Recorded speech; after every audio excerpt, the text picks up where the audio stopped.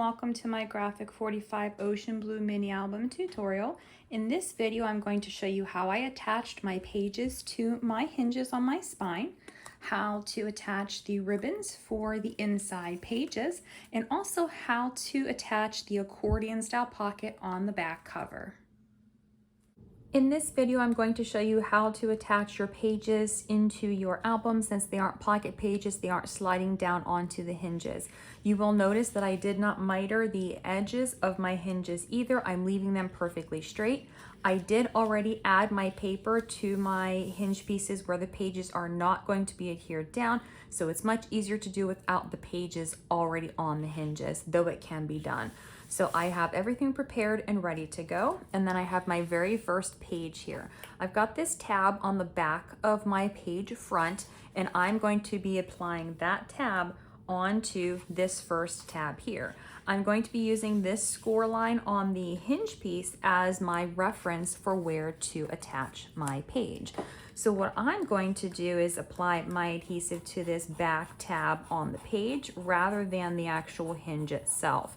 Once I have my adhesive on, then I'm going to line up this bottom corner here with the bottom edge and the score line, and then I'm going to set my paper down, making sure that I'm just slightly to the right of the score line so that my page will actually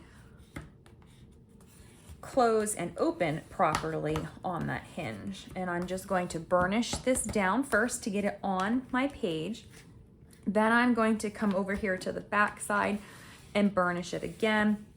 This time it should be a little bit easier to open up just because it is on my page here. So now I've got two pieces of cardstock here on this hinge. I've got the piece that was already there, and then I've got the piece that we just adhered down. These pages are going to open up completely so that we'll have an actual second section in all of the pages. So why we have that extra tab is that way we can open and close this. So what we need to do next, we're going to take adhesive and now we're going to put it all down the back side of the hinge that's attached already in the book. And then we're going to lay the back side of the page right down on this, again lining up the edge to make sure the page is in the correct position. But if you did what I did and you used a corner punch as well, you need to also make sure that your pages line up on the tips here. So I'm going to make sure that they're lined up and then press this down and burnish it onto the hinge.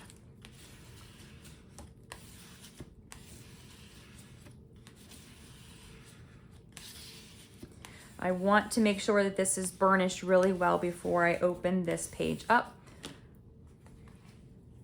so that there's no puckering here. So now we have our first page in. We've got the front side, we'll have that middle section which we will come back and decorate, and then we have our back side of our page.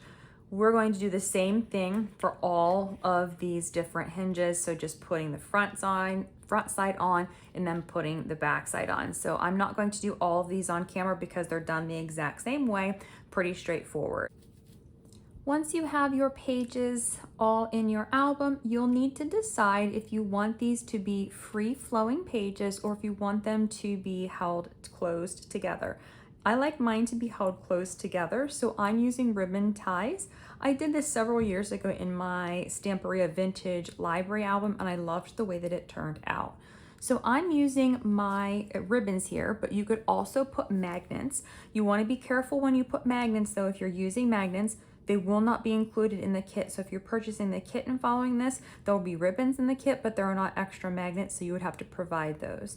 If you're using magnets, you need to be careful about where you place your magnets on your page because you do not want a photo to be underneath the magnet. At least personally, that's what I do because the photos can sometimes get messed up from the magnets catching on them. If you're using ribbons like I am, I'm measuring down specific places on each of the pages so that the ribbons will be staggered.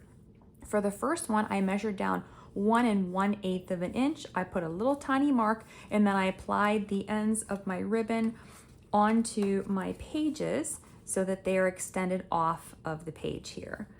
Now I am going to come into the second page. I'm going to open up, and now I'm going to set my ruler down here on the page.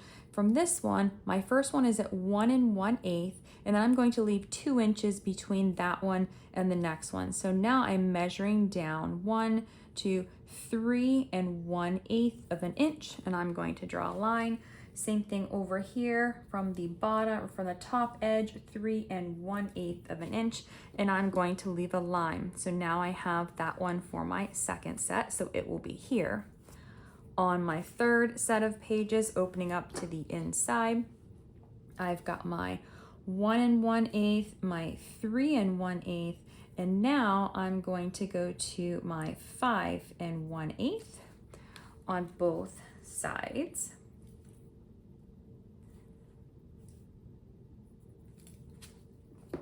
And then for my final page, I'm going to come down here at 7 1/8 from the top, or 1 1/8 from the bottom. So then my ribbons are going to be staggered along here so that the bows will actually be staggered along the spine. Now that my pages are in, I'm going to show you how to do the pieces for the back cover, just in case you've never done an accordion pocket like this. So my piece has all these score lines on it. What I did was, it's really important that you miter your corners because this pocket will not fold correctly with all this extra bulk. So you'll need to cut just at a slight diagonal up to that score line on these edges here, just to remove that. And then I did cut these ones. Now what you're going to do is you're going to fold on the score line that is closest to this main part. Then you're going to fold back on the next score line, and then fold back again on the last score line. So we've got that 1/2 inch tab on the back side like we normally do, but it's got this little accordion fold here, so it's going to expand so that we have room to put things in, whether that's lots of photo mats, memorabilia from a trip, a journal, other things. You'll have room in this pocket. And I've done that on all 3 of my sides here. Now what I'm going to do is bring this bottom one in first, and then I'm going to bring this side one in, and I'm going to have the side one actually sitting on here. So what I'm going to do is I'm just going to make this easier on myself, and I'm going to adhere these together. You can actually do this in the album when you glue this down, but I think it's actually a little bit easier to do with it already adhered together.